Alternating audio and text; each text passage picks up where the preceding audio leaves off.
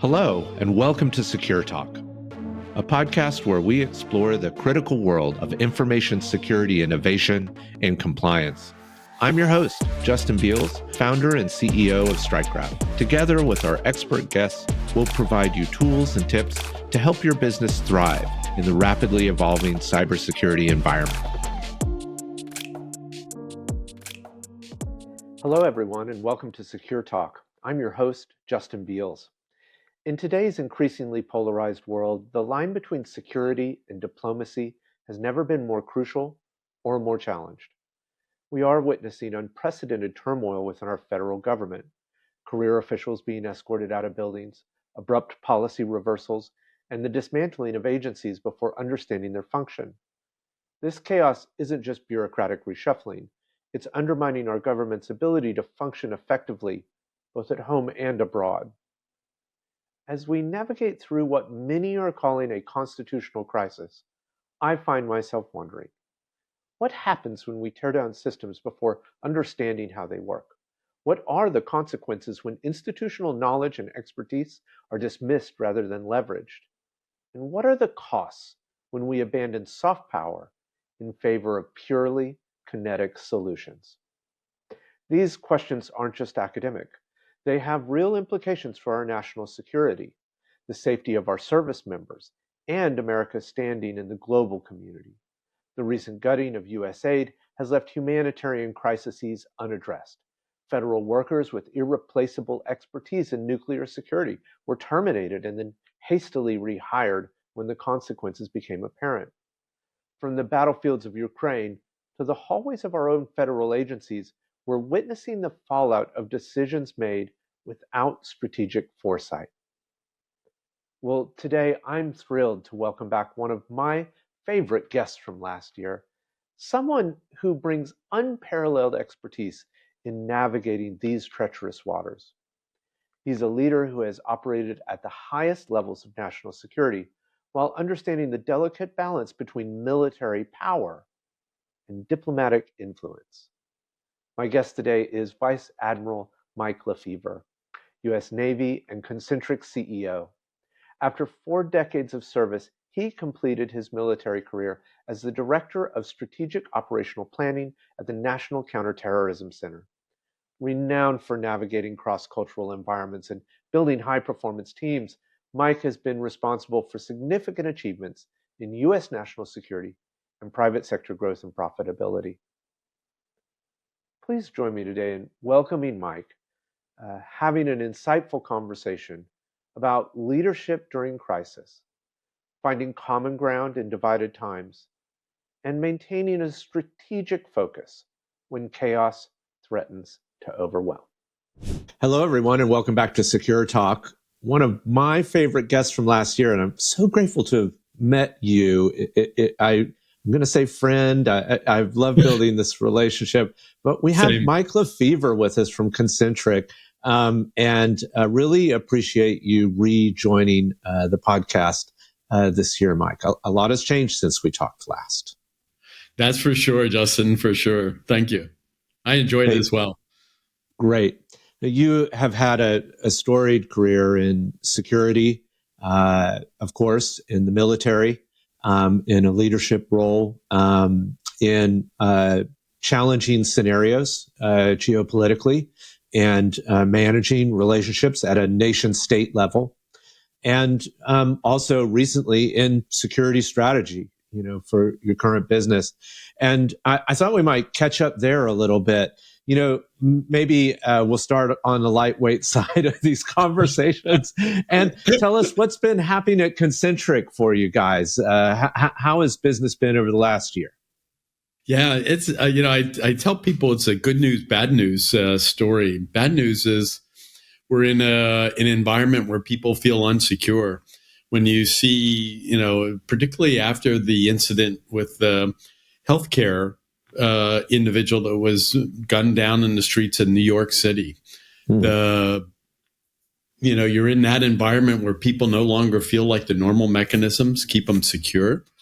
You see people that are normal citizens, but are in particular jobs or influential jobs that sometimes attract attention from both good sides and bad sides. And so they're feeling somewhat insecure about their security and their environment, their families and loved ones. And so, so in that regard, that's the bad news, is that we've gotten to that position. And then I jokingly say, well, if you're in the security business, well, that makes business pretty much booming, because people are very concerned about their well-being and those around them. Yeah. And I think I'd love for you, from your perspective as a CEO, to remind our listeners what Concentric does in the marketplace. Yeah, we provide physical and privacy security. We're mainly using in ultra high net worth individuals and family offices. So we provide that sense of security, from physical security, drivers and support and augmentation, domestic and internationally, as well as we provide due diligence. We provide intelligence products. We provide certification for tax purposes for folks that need it, that justify why they have a security detail. And then we also provide embedded employees for their offices or support. That it's intelligence agents, it's also security professionals, but it's also background screening and background checks for some of the individuals that are associated with their household security details, private resources, and so forth. And so it's an interesting business to be in, for sure. Incredibly interesting. And I think I've talked a lot over the last year with a lot of people that work on cybersecurity and very high tech things. But this is where the rubber meets the road a little bit from security perspective. A human being, their family, their assets that they've acquired, in a legal way, and in a way that we as a society have, provided space for. Yeah. Yeah. It's such a polarized network. I got a call from the other day from a friend, and it's all about relationships, as you know. But it was interesting. Their company made a policy about a particular item that resulted in that individual, because of what his role was in this particular company, became targeted for harassment from all sorts of venues, whether it's the social media, which we do some of that social media. We also do some privacy, that they can find information online fairly easily. And so we can obfuscate. We can go through a couple hundred different aggregate sites and take out that information. But it's now pretty easy for people to be targeted. For somebody that's discontent. And I kind of say we kind of popped the genie out of the bottle with what's going on in today's society. And we've gotten so polarized that it's becoming very, very interesting in trying to help people. Yeah. It is a polarized society. We've been through a rough election process, I think, as a culture. Yeah. And I think there's a lot of, I'm wondering, Mike, you're a fan of history, I think, like I am. And as you look, across the arc of, let's say, the United States, or, culture broadly, history as we know it, how do you think about where we are currently as a country from a political culture perspective? Yeah, as you know, I think, the pendulum swings quite a bit. And it tends to come back and center itself. This one, the Constitution in the United States has been under stress, whether you talk about Jefferson, whether you talk about the founding founders. And so, I worry about this one. This one seems to be a little bit swing pretty hard. And the items that concern me from some of the style of what's happening, without a response we're starting to see responses now from folks. It'll be interesting, whether it's terrorists, whether it's freedom of speech, whether it's amendment rights, whether it's intimidation, whether it's retribution for some of the folks that were a part of it. The idea that we've pardoned some individuals that were responsible for assaulting police officers in the Capitol. All those are somewhat concerning. This, kind of, where are we, and where is this going to settle out? You've operated in a lot of different countries with different political systems and cultures, and it must remind you of other scenarios you've seen. I have not worked as broadly, but have had the opportunity to do some business in Central and South America. Yep. And I remember meeting with some colleagues in Santiago and having a chat with them, and them talking positively about the Pinochet because of a security perspective. And I think as a gringo, I was absolutely floored. I was like, oh my goodness, no. In a way, I was a little bit like, who did we hire? But they were great people. They were great contributors. And it's funny. I'm also from the South. I think I'm navigating this a little bit culturally. I have friends that we don't agree with, and we're trying to find, common space. Yeah. Yeah, it is funny. I was actually on a ship. We were doing kind of a Unitas cruise in South America, and it was during the Pinochet elections in Chile. And we actually, we're part of a U.S. task force, and so it was kind of like, okay, hey, you probably shouldn't be seeing. We went out to sea, but quite a lot of protests and some things going on. Obviously, in Pakistan, quite a bit with.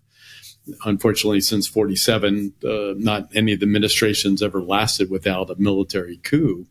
And so I was there at a time when Musharraf was stepping down. And so there was, so it's interesting to watch. And that idea, the crisis and chaos, and how do you navigate through that? On the front lines of this change, and that's always true in administrations, is our federal workforce, right? A group that you worked very closely with, were a member of. I think I can't think of a colleague of mine that doesn't have a friend or a family that is also working in that workforce. Right. What's your thoughts about the challenges there right now, and the changes? Yeah, I think quite a bit of uncertainty about what's happening, what's going on, the information flow, the sense that one day they're working and the next day they're asked to leave or packed up and walked out of the office. There hasn't been a lot of the I guess, and I think from a perspective is, it's good to have, it's a fresh look. It's looking at things that we haven't looked at in a while. I think you can easily say that, there is probably bloat in areas. I think the sense, though, I get a feeling that many of those wonderful men and women that are in uniform and in civil service are experts in this field. And rather than embracing them and asking them to help change because they have the background or knowledge, it seems to be as we're gonna tear this down, and then we'll see where the pain is, and then build it back up. So it seems a little bit reversed. That in a lot of cases, you'd want to start with a strategy. What is that end state? What's that end game you're looking for?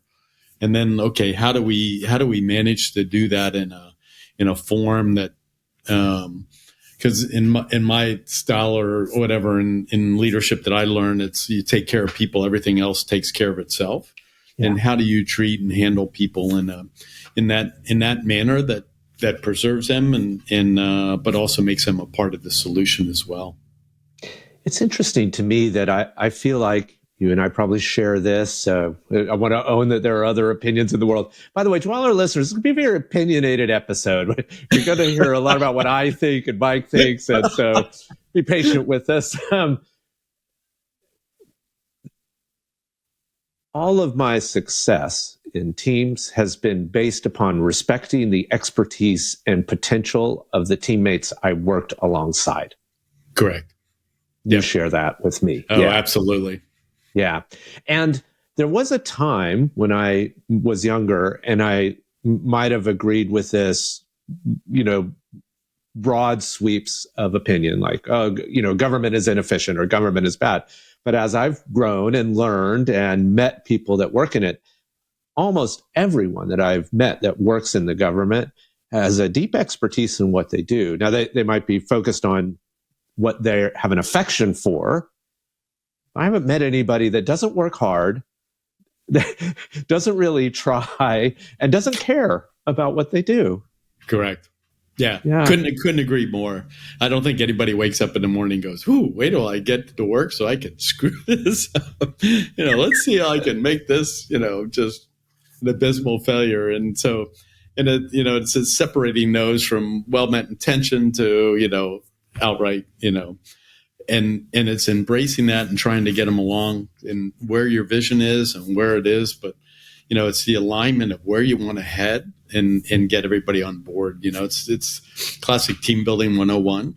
And so we're in a state where I think it's we're tearing down the structure, and then we're going to, figure out where it is and then build it back up. When I see the events like Department of Energy where they walked out people and then realized that, they're a critical element in, in nuclear security and surety and stockpile, and kind of went, oops, sorry. Now we got to bring them back. In the personal harm on those individuals that now were, somewhat, like you said, I think most people are feel allegiance to their workplace and their environment. And then to be kind of treated and then go, oops, sorry, didn't mean that. Could you come back now? You've turned some trials, and as we all know, trust is such a big thing, and it seems, and whenever you destroy that trust, how hard it is to rebuild that. And trust in the workforce and trust in your leadership is really key. And trust in the population. I mean, one of the challenges in these things is that it's kind of a self-fulfilling prophecy. We hate the government. We're going to reduce the government. Now what services you did have are being delivered. And that's frustrating because it only takes a little bit of foresight to realize that that's the path you're traveling. Yeah. And what I worry about is we painted this wide brush that, whatever, the wokeness, the people are the underground or whatever that's preventing. And so we've painted this whole picture that everybody is in this category. And as we all know, not everybody is, and not everything is a 1 or a 0 or black and white. There are so many shades of gray. Yeah. And trying to understand that and trying to move that in the right direction sometimes doesn't happen as fast as you'd like, but at the same time, it's getting the best product because you're getting that diversity of thought to be able to get what is the right improvements. And people realize that there's probably is some imperfections in how we do business. There's quite a bit. Embracing that and asking those folks that are closest to the problem how to fix it, rather than, well, I've figured this out, I'm going to tell you how to fix it. Sometimes doesn't get the best results. One of my feelings about the pressure cooker, the thing that's adding pressure to this particular situation, is the nature of social media and kind of the attention economy. It's almost like instead of actual outcome, I think the audience for this information and the people that produce information for that audience are looking more for even less than the soundbite. We used to complain about that, but down to the Instagram post or the meme that they can virally infect the culture with. Yeah. Yeah, it is really quite something. One of the biggest things, and we've gotten, and I was at a security conference brief, I think a Cypher brief conference, where one of the former ODNIs said, and kind of jokingly, kind of like, we don't have a tooth decay, we have a truth decay problem. And the biggest fear is we're not even going to believe our own information. And the critical thinking that's required to be able to weed through what is true and what is, we can't even agree on some of the truths, which is pretty scary, from the perspective and how influencing media and where you read it at and where do you ingest it and how do you appeal to that to get those people to get all of us to be critically thinking about what is true and how do we resolve the information that we're being told or that's presented out there. And when you see the third world actors that are spinning it and using potential AI bots and others to be able to influence those sources and targeting that is quite revealing and kind of, boy, how do you address that? How do you make sure people are aware that, in fact, they might be getting manipulated by a third party source or what have you to lean in a particular direction that's side. And then you get into this bias, almost like command decision-making bias, that you're hearing what you want to hear, and that even biases you even more rather than, hey, here are the facts, and then making a weighted statement. Yeah. It's an interesting conversation because we've had, again, I think there's an arc to history on this, right? I think about the printing press sometimes and how that changed the nature of information access, but also who could say what. Like anybody could start to print whatever they wanted. It caused all kinds of interesting chaos. Exactly. And then we kind of got our lines of communication ironed out. We had editorial boards. There were periodicals that you could trust and other ones that were, the rag on the corner as you're getting on the subway. But we're back at that situation. And I was talking with a colleague the other day, and we were talking about this new security issue of information laundering, where we can infect AI models that are becoming the new search engines that speak with authority, mostly to get you to agree to them. Like they're algorithmically designed to get you to agree, not to give you truth. Yeah. Oh, yeah.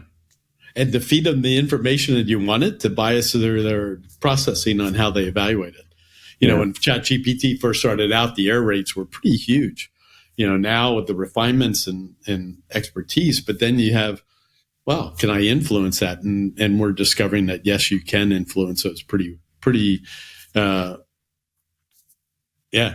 you can really amplify a particular leaning from some of the sources that they're coming from. Yeah, it's just fascinating. It's interesting times. The saying is a Chinese curse. May you live in interesting times. That's right. We're in that part there. But by the way, I've seen this tear down process in another market. I think I watched it in education from like 98 in K-12 through like even today, where there were a lot of business folks that had made some money in the technology space saying, I'm going to come into education, I'm going to revolutionize it by ripping it all apart. But then when they dig in, they realize that there's a science to education and a way it works, and we're all human, and certain things are immutable. The tech helps, but it doesn't ameliorate, good learning at the end of the day. Yeah. And then, we've gone through those where, you can learn it all from online, not realizing how much classroom. And, I know we did that in the Navy where, we said, we can do all this. And the result wasn't the same, and how each of us learn separately and learn that. Yeah, it is. I think we're definitely in interesting times. And how do you navigate through this? One of the things that, I think is near and dear to your heart, or at least it's been an important part of your accomplishments for our country, has been in generating, good diplomatic ties and relationships with other countries. Yeah. And I know you have some concerns about some of the USAID decisions. And we could talk about, first off, what you felt like the mission of USAID was and why that mattered for us. Yeah. I had the first exposure to it really when I was pulled off my strike group to go lead the earthquake relief effort in Pakistan and see USAID and disaster assistance recovery teams and what that, and using at the time, it was really fascinating because Secretary Rumsfeld was the Secretary of Defense. And I remember him coming over and visiting the sites that we'd set up, the MASH hospitals, and using military equipment. And his comment was, man, I don't think this is not what we're supposed to do. We're a warfighting vehicle.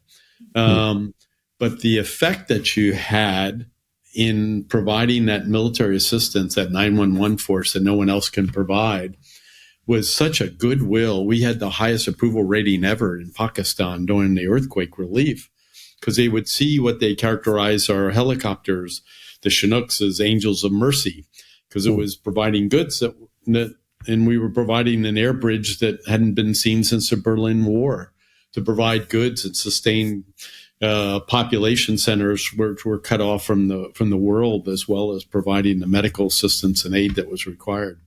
And it was that soft power that was so influential, winning hearts and minds that we were looking at. And so when I see the USAID cut, and for example, just recently in Myanmar, this devastating event, and nowhere did you hear about USAID support to that, and you hear about people that were working that unfortunately were let go the following day, or even in the same day that they were writing contracts to be able to provide support and aid. that really is impactful. Because I saw from the earthquake, lo and behold, I was sent back a couple of years later, and here's the floods, and I'm in some of the same areas that we operated in the earthquake, and tribal leaders and population knew very well, what was happening, and said, in a lot of ways, gosh, you are providing more support than my own government, and your angels of mercy are back, and thank you, United States, and what we were doing. So it is an interesting, problem set that I think we're losing a lot of the soft power influence that we could do. I'm sure as you look at the books, geez, you're spending whatever millions of dollars for AIDS research or population. And yes, it seems outrageous and it's a great soundbite on the news. Mm-hmm. But the underlying thing is that you're helping save populations and some other things with the vaccines, with some of the other goods that we were providing. And so that I worry about, because the influence, and it's ripe for other people to influence those. I remember in Pakistan, I was around the corner from some of the basically terrorist front organizations that were also winning hearts and minds, trying to influence that. And, much better we have that influence rather than a nefarious one that's influencing populations to be extremists in the future. So yeah. I worry about that, and kind of what we're doing with some of our coalitions and allies throughout time is these things were in place for a reason, and in knowing that you can't do anything by yourself really alone anymore. And so the isolationism concerns me, and from the standpoint of the relationships that we developed over hundreds and thousands of years, sharing each other's treasures of life and of their family and sons and daughters in combat, to see that all start to get frayed really is concerning for me. That's got to be frustrating. Yeah. I have this thought in my head that it is really impossible to understand how something works by blowing it up. Like it's not a good way, right? Like if you want to know why soft power is valuable or why it's important, taking it away and see what goes wrong is not an appropriate test harness, I think.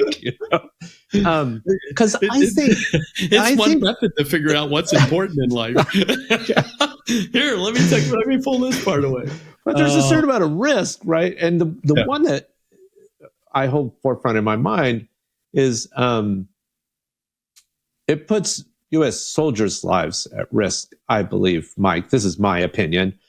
Yeah. Because we now don't have that friendly relationship, which could be antagonistic then, to your point. Yeah. We may have a terrorist organization generating thoughts, or basically people joining their military to fight. Yeah. Correct. Yeah. I'd spend the millions to save the lives. That's Justin Beals' humble opinion, but I would. Yeah. Yeah, I think it is. And, there's no doubt about it. And I was in the counterterrorism business for quite a bit. And, there's certain things you do have to, have some people go away and prevent it. Although in a lot of ways, I felt as though some of the soft power solutions were far more effective at a greater scale than some of the kinetic options that we were employing at the time. Not that you can't do one or the other. It's the combination of both that really solves the problem. And so, but to pull out the soft power I think is going to be a difficult one, with just seeing what kinetics will do for influencing the environment. Yeah. And you were very fair in mentioning, certainly many of us could look at some of the ways that money might have been spent on what as not being the most effective use of dollars spent. Absolutely. And good experts figuring out what the most effective use of government funds is probably something both you and I would like to see in our government. Yes. Yeah. No, big time. And so in a lot of ways, you can't argue with what they're trying to do and trying to look at it. It's just, I think, probably the methodology of how they're going about it, or the sequence that I think is causing such consternation in the workforce and uncertainty. You see it whether it's economically in the stock markets or, in personnel and work, with somewhat broad guidance that that sometimes needs. Okay, is there? You're seeing many things that are being challenged now in the courts that had we, maybe there was a way to take a little bit more time to verify that, okay, here's what you need to do. And here are some of the laws you need to change if you want to change this type of apparatus, or how do you go about this? And some of it is, challenging to see what's going on. Yeah, I do. I think you said something at the beginning of our conversation that we've been in a constitutional crisis before. This is not the first one. But it is concerning, and I do think we're missing sometimes concepts like the rule of law, separation of powers, and some of the things that have. I mean, I think there are some challenges in the Constitution. It's not an absolutely perfect document, but it has lasted us in a very resilient way and created a lot of opportunity for people at scale. 300 million people. Yeah. Right. Yeah. And the idea that it has some underlying understanding that you have a basic understanding that you're going to adhere to that in good purposes. And it doesn't seem, I think when I see what's happening in courts and executive and legislative, how the forefathers designed it to be a balance. And right now that seems to be a little bit skewed. Folks aren't executing. I feel like legislation isn't doing their job. That's supposed to appropriate and authorize money, and how they do that. The executive branch of what they can influence, and the judicial branch, and then the respect that they would have honoring the outcomes or decisions of those. The guy that got deported improperly. The idea that they're eliminating some freedom of speech. With a news source not allowed to be in there, and the judge says no, they're not yet. At the recent dignitary visit, they weren't even allowed in the room. So it's those things that are concerning. That I watched it in other countries where where I served. That I was kind of like, "Ooh, this is not we're not in a healthy state." And what are those indicators that that lead to challenges in democracy? Yeah. It's a garden we have to tend as a population, as a community together. And I'm certainly interested in working with my fellow citizens here to try and find the best solutions. That's been a cry, or at least, and where, what is it I can get involved in? How do I use my voice to reinforce or to, highlight some of the concerns, and how do you get that response? Yeah. And, there are probably things working in the background, but you're just kind of like, ooh, boy, there's a lot going on. And how do you make sure that in this, that, over time it'll shift in the right direction? Yeah. It has been my experience where certainly all of us create our own realities on some level. In my lifetime, my parents were very religious. I'm not religious, but that's we get along swimmingly these days, but it was a tension. And we've learned to navigate a disagreement. And I think some days, that's what, broadly in the United States, we're like, okay, what do we have to agree on, and what can we be okay not for a while? That civil discourse and yes. Acknowledge, okay, we have disagreements. And I think that's also part of the diplomacy, is the understanding to have that fair and open conversation, to hear that and to acknowledge each other. I don't know whether or not, but at least to hear it. And I think I worry that we're at times where I'm not sure we're hearing both sides of it, or able to listen, or we've characterized such extremes. And I truly believe, I think probably most of it, 70 or 80%, are probably in that middle road, that, there is quite a bit of common ground. And so I think that would be the fun part, to tackle those things that we all want. And I think in the big scheme of things, it's the same principles. It's just, again, how we go about it. But how we've made this so polarized. It's just disheartening. I wanted to talk about another area. We'll talk outside the United States for a second, although it's all Okay. interconnected, right, Mike, at the end of the day. But I, with your expertise, I have been absolutely enthralled with, of course, war is always horrible, but what's happening in the Ukraine-Russia conflict. I mean, from a military history perspective, this is amazing what Ukraine has done, I feel like. Oh, it's phenomenal. And I had the good fortune about a year and a half ago to go over to Ukraine and visit and to be able to have conversations with the leadership of Ukraine and the fight that they were carrying out after they got invaded by Russia. And it was just fascinating, the innovation, the drive, of the resiliency of the people to watch what was going on and to sustain it. And the sense of the environment of the support that they were receiving and so forth. But yeah, right now it's really confusing, the shift that we've had to almost, what appears to be rhetoric that Putin and in the information or disinformation campaign is influenced so much of what we're trying to do. Yeah. I don't think anybody's in disagreement that just getting to a peace agreement is absolutely the best thing to do. Whether it's there, whether it's in Israel, whether it's the Middle East, whatever the case may be. But boy, the rapid shift and the uncertainty, and again, the facts of what happened and what is happening, and the second and third order effects. If Ukraine falls, what's the rest of Europe look like? What those entail, and the enemy and my enemy is my friend, and so you see these unnatural relationships that are forming with Iran and Russia and China and North Korea, and it's quite interesting to say the least. Yeah.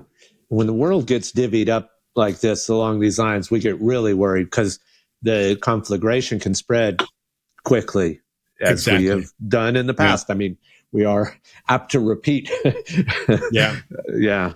Yeah. So it's just disheartening to watch, the incredible, effort by Ukraine, that I think at the beginning of this, everybody thought it would be just a matter of days, much like, the Crimean Peninsula, would take over, the government fall, they capture the land and away they go. And so now we're in, 2+ years, and it's like, this is kind of interesting. But what they've been able to do, even a country without I remark, being a Navy guy, is kind of like, whoo, with a set of drones, what they've done in the Black Sea is just phenomenal. It is wild, isn't it? That Ukraine has done something, I feel like, where they've harnessed tech in an efficiency modality where just this little bit of, I like how you describe it, kinetic, firepower can, well, I think they've sank a couple battleships, or they've held waves of attackers at bay with precision drone strikes. Oh yeah. It's phenomenal.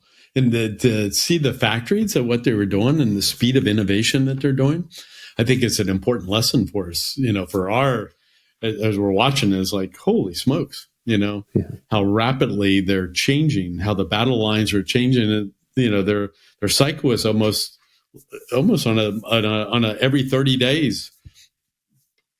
The enemy would adjust to the new frequency, the new tactics, and they'd have to readjust, and the adaptability and the rapidity at which they were doing that with, and it's really changed, I think, in the nature of warfare, what we're looking at. And I know the services are looking at, boy, how do we do the speed of processing and innovation? Because we need to do that. I don't know whether or not we're going to have big conflagration with, big armies battling each other. I think it's going to be more like what we're seeing now and what's happening in the Middle East and in Israel-Palestine. Yeah. That's of course another very difficult one. And I know this is an incredibly touchy subject. There's an immense amount of history to it long ago and very recent as well. And I think what I struggle with the most, and maybe this is a lesson for the United States, is I feel like for both nations, it's more the leadership wanted to go to battle than necessarily the people did. And it created, and now it's spun out of control. Yeah. Oh, it's fascinating to watch. It, kind of the ingrain, like you said, this is such an emotional issue. And dates back historically to some of the solutions. I saw that a little bit in Pakistan and India when, at 47, when they had it's amazing the cultural aspects and historical aspects of how much that influences some of the decision making and some of the effort. Yeah. And then you throw in the dynamic of the extremism, and that dynamic of kind of almost an inferior force being able to do so much damage and harm. The horrific events that occurred to start this, but boy, there doesn't seem to be any off ramps to be able to kind of bring this back down, take the temperature back down. That's the most dangerous part about it, is if there's no way to come to an agreement, find peace again, start to rebuild trust, go the other direction, as you pointed out, with trust, it could just malaise into trench warfare. I feel like we've been there. We've seen it. It is. It's fascinating. I was on an event that I was over there probably about a year and a half before this started. And there was this almost understanding of they were signaling to each other what they needed and in ways, and it was almost a tit for tat at different times, but it was at a presentable level that had responses that they could both work in, almost like a compromise. They both made their points. They both got this is what I did for my national interests or personal interests, and was able to keep a lid on it. And I'm not sure that they fully realized what would happen when they conducted this event. And now it's epic proportions that can't seem to get it back under control. It's I'm going to assume that as people grow in power, they feel like they have more power. In truth, once you launch some of these things, you are not in control of them anymore, and they take on a life of their own. Yeah. The issue, there's almost a sense of we've lost this ability to compromise in some areas. I think we've gotten to these almost like nuclear options, like it's either all or nothing, and so how do you weave that? How was that done in the past? Potentially, and like you said, history repeats itself in a lot of ways, but we're at a point where it doesn't seem like there's any settling of the sides. Yeah. I love how you think about that, because I wonder if there's a bug in our system sometimes of majority kind of rule. And I've been a big fan lately of looking at other voting style systems like in Ireland, and Maine has been adopting more stack ranked voting, where we can find more moderate decisions, like more precision in the voting instead of it feeling like winners and losers. Correct. Yeah. I think, I think that's another thing, as we look at things, the gerrymandering, was a thing that, caught my attention many years ago that doesn't seem to rectify it. And both sides are guilty of it. Yes. That it's really doesn't seem like it's how they've drawn the different dimensions to make it a very polarized world rather than a more homogeneous that represents the middle of the road, or both views, to be able to, and you're not going to please everybody, but the idea is, how do you do that? You look back in history, when Congress, I've heard many folks, I even heard, Leon Panetta, talk about, when was it that we stopped having dinners with each other, because they were in DC together, they'd go have dinners, and the stuff that happened behind the scenes, so much more. And now I don't know whether we are seeing that. the bipartisanship to be able to get to a win-win solution for, and how that, is supposed to work, that, it might be a little left, it might be a little right, but it isn't the far extremes that get to a solution. And so how do you compromise and you both declare victory? You don't get exactly what you want. And I think that's one of the things I learned, and whether it's internet, whether it was the earthquake, is like, wow, there's so different points of view and you come at it from different perspectives, but how do you make sure that you get it in the right quadrant? And you're not going to satisfy everybody, but at least it moves in the right direction. And, I had great advice from a senior executive when I first became a flag officer, was back in the building. He says, Mike, let me, now you're the flag officer, but he says, being right doesn't mean you get your own way. That was perfect advice. And he was right. Yeah, that's really good. I feel like that's true in our business work too. Anyway. It's a good reminder. Yeah, absolutely. And I think the other thing that stands out to me is like there are a few avenues, but only a few where, it's like one person is the winner and one person the loser. In almost all environments, it's either win-win or lose-lose. Like there is no like, I won, you lost. And in business, that's often true. I certainly win the deal, but if I create a bad name for myself in the marketplace, it's a lose-lose. Yeah. It is funny, but we've all, you're not trained to lose. I know. Not to me either. Yeah, absolutely. The command master, he's like, hey, you know what second place means? You're the first loser, Yeah. That's right. I talk to my board about this every once in a while. I say, I want you to know that I'm very competitive. I just wrap it in a genteel Southerner style. But I angst at night just like anybody else does. Yeah. But it's true in every relationship. There's going to be gives and takes, kind of where do you end up, and always, remarkable in whatever environment you're in, there is a sense of give and takes, but to eventually get to a solution. Before we wrap up, I thought I'd just ask you one question. You've been in some very chaotic situations in life where the stakes were incredibly high, the highest of stakes, and you've navigated them successfully. What advice would you give of those of us in leadership position in just navigating chaotic situations? Where can we ground ourselves? Yeah, I think one of the big things that sticks in my mind is what is that, whatever the strategic end state, or what's that end game that you're looking for? What is it that, at the end of the day, where you want to be? And we just talked, is sometimes that's a circuitous route to get there, and being able to accept that and knowing that in the big scheme of things, you're going to have up and downs in a relationship.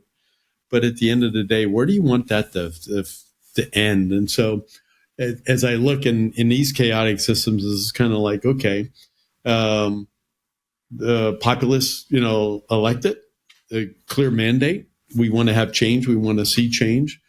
Okay. We're on that path. How do we want? And again, this idea that where we see this, how this ends, and knowing it's going to be a little crazy in between, but stay focused on that end game and realize to be able to have that resilience to take a look and accept that it's not the end on each of these paths and turns. And how do you put those things in place that still continue to get you to that end state that you're looking for, and keep focused on that, about what it is that you want to have. And it's more of a strategic, almost an operational strategic look. Because if you watch the day to day, whether it's the stock market or whatever, or the tariffs, and you're just getting batted around in the box for a while, and just take yourself out of the box, take a look ahead, and kind of go, okay, here's where we want to go. How do I then use my resources to be able to keep that and to keep your resilience up and not be brought into the tactical, real tactical, and get on up and down swings that everybody else is riding right now, and try to stay up and try to stay clear-minded in that regard. Excellent advice, as always, Mike. I am so grateful for your mentorship and your expertise around this, and also for just your comradeship in working together. Thanks, Mike, for joining us again on Secure Talk.